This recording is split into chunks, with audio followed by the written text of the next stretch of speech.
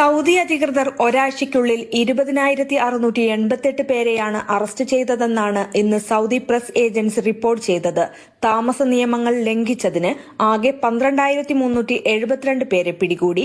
അനധികൃതമായി അതിർത്തി കടക്കാൻ ശ്രമിച്ചതിന് 4,750 പേരെയും അറസ്റ്റ് ചെയ്തു.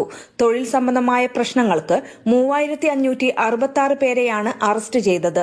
നിയമവിരുദ്ധമായി രാജ്യത്തേക്ക് കടക്കാൻ ശ്രമിച്ചതിന് അറസ്റ്റിലായ 1,264 പേരിൽ 61% എത്യോപ്യക്കാരും 36% യമനികളും 3% മറ്റു രാജ്യക്കാരുമാണെന്ന് റിപ്പോർട്ട് വ്യക്തമാക്കുന്നു.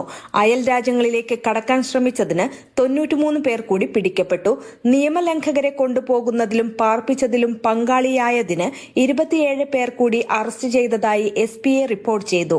നിയമവിരുദ്ധമായി രാജ്യത്തേക്ക് പ്രവേശിക്കുന്നതിന് സൌകര്യമൊരുക്കുന്ന ഗതാഗത സൌകര്യവും താമസ സൌകര്യവും നൽകുന്നവർക്ക് പരമാവധി 15 വർഷം വരെ തടവും 1 മില്യൺ സൗദി റിയാൽ വരെ പിഴയും വാളും സ്വത്തും അടക്കമുള്ള ശിക്ഷ ലഭിക്കുമെന്ന് ആഭ്യന്തര മന്ത്രാലയം അറിയിച്ചു.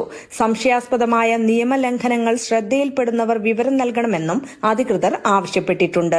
Mathrubhumi news, Jeddah.